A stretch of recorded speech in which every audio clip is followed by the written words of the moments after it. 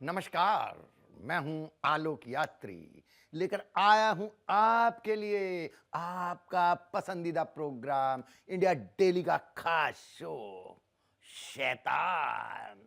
शैतान की फितरत है साजिश रचना, और हम करते हैं उसकी हर साजिश को बेनकाब। हर रोज करते हैं आपको सावधान, क्योंकि आस-पास कहीं भी हो सकता है शैतान।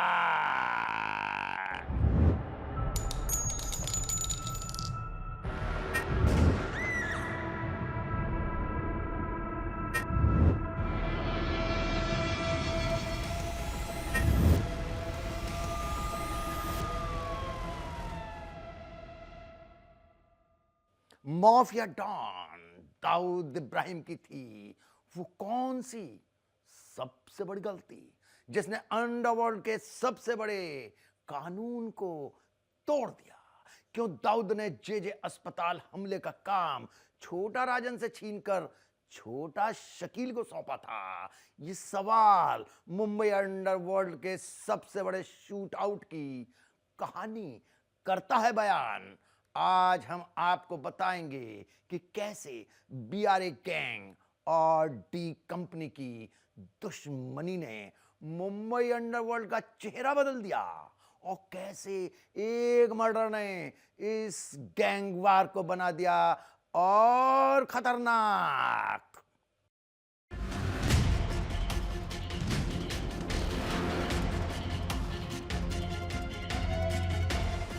दाऊद की सबसे बड़ी गलती से बदला अंडरवर्ल्ड। अंडरवर्ल्ड में पहली बार टूटा सबसे बड़ा नियम।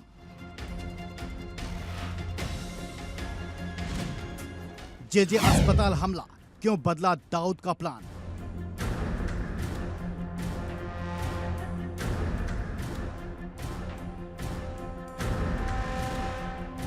छोटा राजन के बदले छोटा शकील को क्यों मिला बड़ा काम?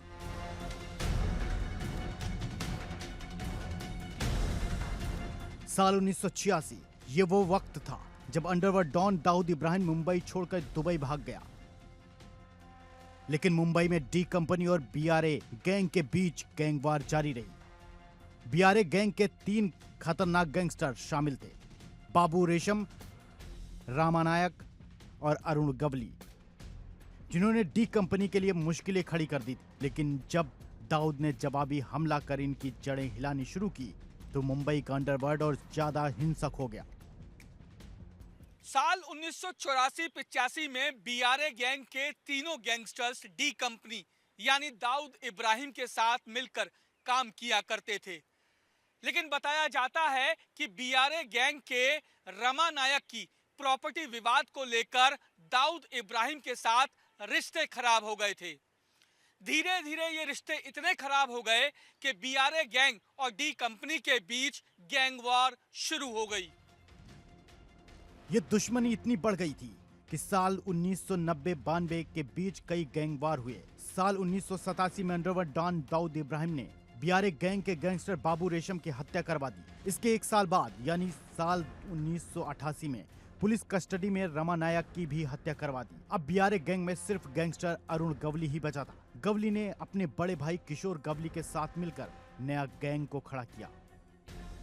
वहीं बात की जाए गैंगस्टर्स अरुण गवली के बड़े भाई किशोर गवली की, तो बताया जाता है कि किशोर गवली बहुत बेखौफ था।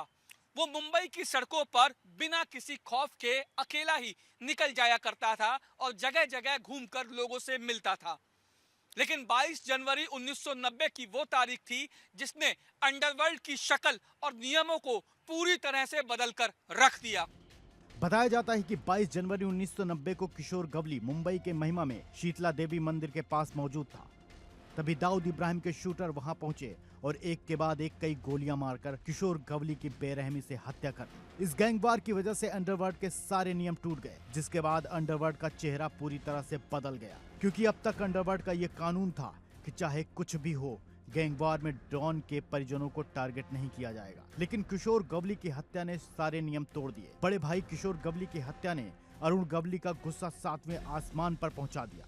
अब गवली भी दाऊद इब्राहिम के किसी करीबी की हत्या करना चाहता था ताकि दाऊद को करारा जवाब दिया जा सके। वहीं दाऊद इब्राहिम और उसके चारों भाई दुबई में रहते थे। ऐसे में अरुण गवली के लिए दुबई में उन सभी को निशाना बनाना मुमकिन नहीं था। वहीं बात की जाए अगर दाऊद के छोटे भाई इकबाल कास्कर की, तो बताया जाता है कि इकबाल कास्कर उस दिनों पार्क मौर्या स्ट्रीट, जो मुंबई का एक इलाका था, वहां रहता था।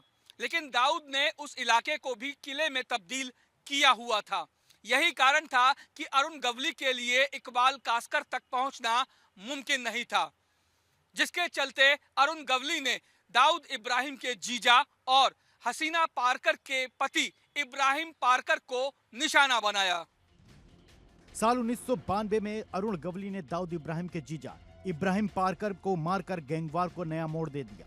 गुस्से में दाऊद ने इस बदले का काम छोटा राजन को सौंपा, लेकिन बाद में यह जिम्मेदारी छोटा शकील और स्वायत्त याको को दी गई। जेजे अस्पताल पर हमले के लिए छोटा शकील ने यूपी से शूटर्स बुलवाए। इस ऑपरेशन में AK-47, 9mm पिस्टल और कार्बाइन का इस्तेमाल किया गया। छोटा राजन दोनों शूटर्स को अस्पताल में निशाना नहीं बनाना चाहता था, क्योंकि वो जानता था कि अगर उसने अस्पताल में दोनों को निशाना बनाया तो वो सीधे शासन प्रशासन और मुंबई पुलिस की नजर में आ जाएगा। इसीलिए छोटा राजन ने प्लान बनाया कि दोनों शूटर्स को तब निशाना बनाया जाएगा जब दोनों शूटर्स अस्पताल से डिस्चार्ज हो जाएंगे। उसी दौरान एक गैंग वॉर करके दोनों की हत्या कर दी जाएगी।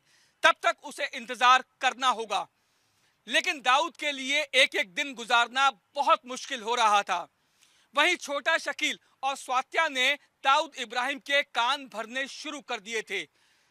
छोटा शकील ने दाऊद को कहा कि छोटा राजन इस काम को बहुत हल्के में ले रहा है, जिसके बाद दाऊद इब्राहिम ने दोनों शूटर्स की हत्या का जिम्मा छोटा शकील को सौंप दिया। 22 सितंबर 1992 को जेजे अस्पताल पर हमला हुआ। छोटा शकील और स्वात्या को नहीं पता था कि अरुण गवली के दोनों शूटर किस वार्ड में हैं।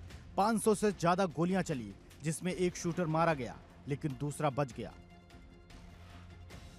12 सितंबर 1992 की रात तकरीबन 3:30 बजे डी कंपनी के करीब 10 शूटर्स हाथ में हथियार लेकर जेजे अस्पताल में दाखिल हुए और दाखिल होते ही उन्होंने अंधाधुंध गोलियां चलानी शुरू कर दी।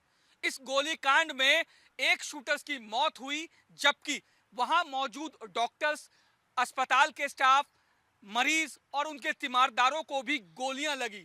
बताया जाता है कि इन 10 शूटर्स ने तकरीबन 5 मिनट तक अंधाधुंध गोलियां चलाई और इन 5 मिनट में 500 से ज्यादा राउंड गोलियां जेजे अस्पताल के वार्ड में चलाई गई थी। बताया गया कि अस्पताल में अरुण गवली के एक शूटर शैलेंद्र हल्दनकर की कई गोलियां मारकर हत्या कर दी, लेकिन इसके साथ साथ कई डॉक्टर, मरीज, उनके परिजनों को भी गोलियां लगी। दरअसल ये प्लानिंग बहुत जल्दबाजी में की गई थी। सूत्रों की माने तो इस हमले के बाद पहली बार अंडरवर्ल्ड का पॉलिटिकल कनेक्शन होने की बातें सामने आई थी, क्योंकि कहा जाता है कि जेजे अस्पताल हमले के बाद इसका मास्टरमाइंड स्वात्या मुंबई के ही एक मेयर की लाल बत्ती लगी गाड़ी का इस्तेमाल करके फरार हुआ था। बताया जाता है कि इसके अलावा एक बड़े कैबिनेट मंत्री के भतीजे और एक MLA ने हमलावरों को पूरी लॉजिस्टिक मदद की थी। हालांकि इन पर ये आरोप साबित नहीं हो पाए। पुलिस ने अस्पताल शूटआउट कांड में 41 लोगों को आरोपी बनाया, लेकिन उनमें से महज 9 लोगों को ही कोर्ट तक लाया जा सका। बहरहाल जेजे अस्पताल शूटआउट न केवल मुंबई अंडरवर्ल्ड की सबसे बड़ी वारदात में से एक था, बल्कि इसने अंडरवर्ल्ड के पुराने नियम भी तोड़ दिए। इस हमले से न सिर्फ गैंगवार तेज हुआ, बल्कि डी कंपनी को पॉलिटिकल फायदा भी मिला। हालांकि इस हमले में शामिल कई लोग आज भी फरार हैं और इस केस से जुड़े कई राज अब भी पर्दे में हैं। Bureau report, India daily.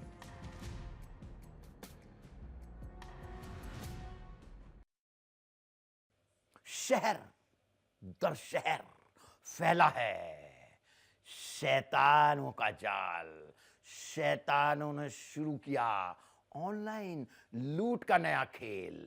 Social media पर दोस्ती से किडनैपिंग तक का बना रखा था फुल प्रूफ प्लान।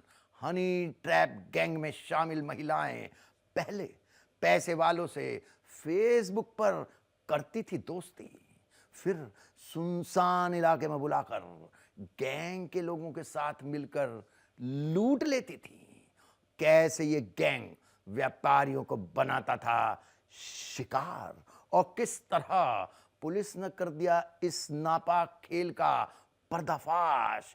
देखिए, फर्जी फेसबुक आईडी से लोगों को अपने जाल में फंसाने वाले इस शातिर गिरोह का शातिराना प्लान।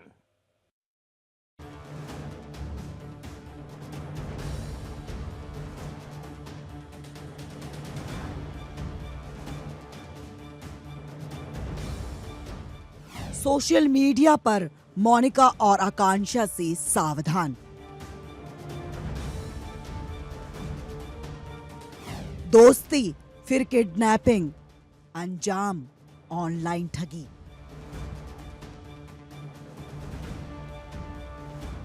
कोटा में एक हनी ट्रैप गैंग का पर्दाफाश।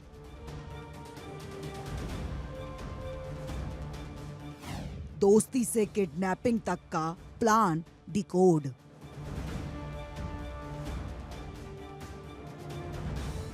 दिल थाम कर रखिएगा, क्योंकि अब जो हम आपको बताने जा रहे हैं उसे सुनकर आप सन्न रह जाएंगे। क्योंकि ये गैंग पहले सोशल मीडिया पर दोस्ती, मीठी मीठी बातें और फिर सुनसान जगह बुलाकर ठगी करता है।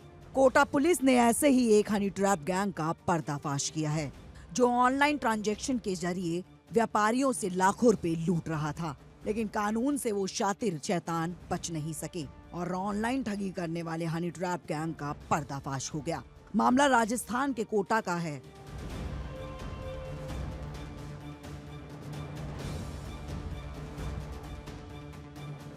जहां अनंतपुरा पुलिस ने एक ऐसे हनी ट्रैप गैंग का भंडाफोड़ किया है, जो सोशल मीडिया पर जाल बिछाकर व्यापारियों को फंसाता था और उनसे मोटी रकम ऐंठता था। पुलिस ने बताया कि गिरोह का सरगना सागर अग्रवाल था, जिसने अपनी मुंह बोली बहन रहनुमा के साथ मिलकर कई वारदातों को अंजाम दिया।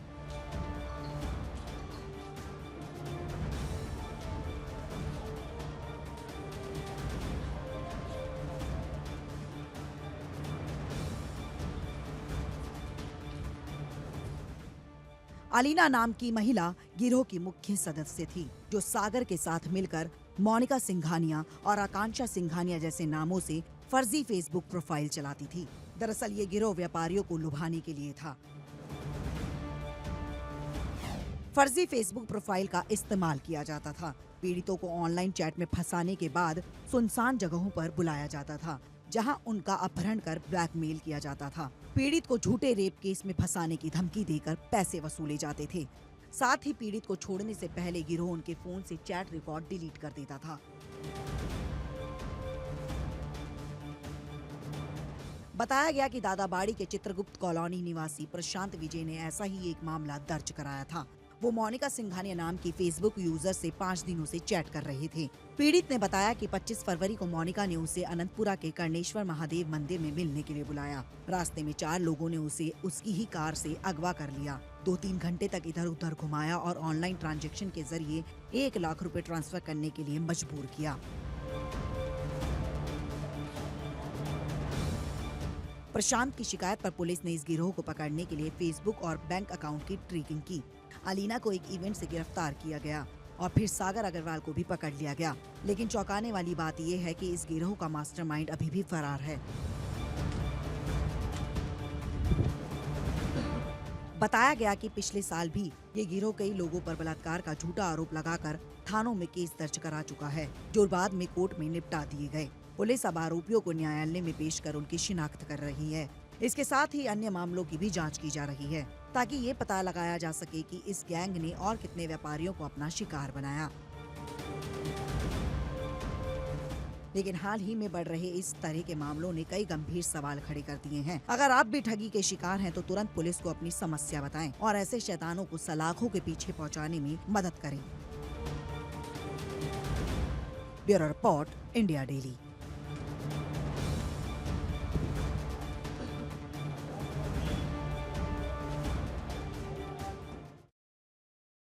हमारे शो में आज बस इतना ही। अगली मुलाकात तक आप रहिए सावधान, क्योंकि आसपास कहीं भी हो सकता है शैतान।